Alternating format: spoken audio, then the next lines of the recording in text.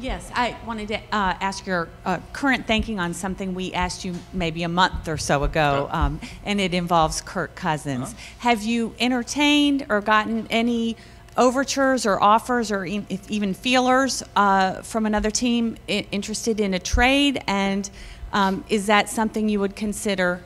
We have not got any offers, official offers, no. The thing I like about Kurt, and same with Colt and with Robert, is they're young quarterbacks. You got to understand that. I don't know, everybody thinks they're in the NFL, they're going into their fourth season. They're still young, especially to the second year of this new system they're in. We'd always take phone calls, but for any of our players, and listen to it. And if it's a win-win for the organization, then we'll definitely consider it. But we're not trying to force the hand on anybody right now, because this is my first season in the offseason to see them. And like I said, he's a young quarterback. He's had success in college. He's had some success in the NFL. And you can't give up on those guys too early.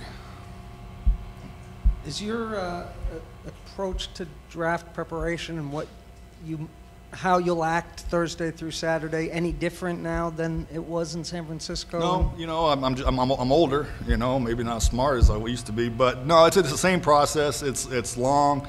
It's very tedious, but it's very, very thorough. And even with the area scouts being here, they know everybody on that draft board, not just their area, but everybody in the country who we have up there.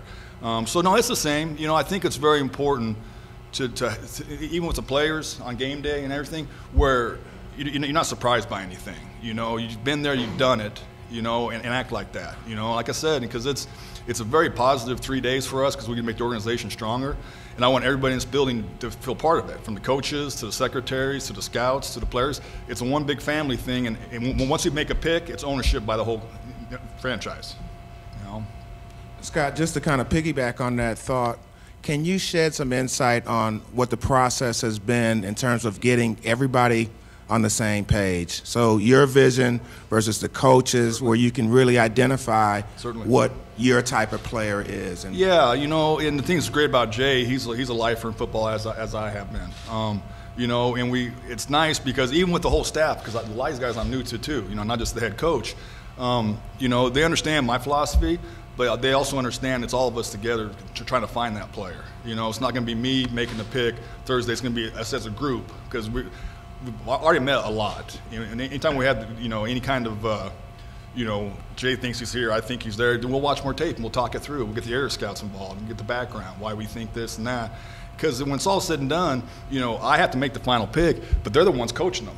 And I have to understand, okay, listen, so we go to receiver, we're going X, we're going to go Z, where's he going to line up, where's he falling on our depth right now, when do we think we get him on the field, and that all plays into where we take him, But every coach is different, and it's hard to get everybody on the same page, but it's also a lot of respect. I respect their jobs, they respect our jobs, and we understand for us to be successful, we all have to be in it together. Don't have to always agree, but when the pick's made, we understand who we're getting and why we're getting them. So when you're going through this transition period, would you tend to watch more film together as a group? Yes, just to get to know each other. Yeah, no doubt about it.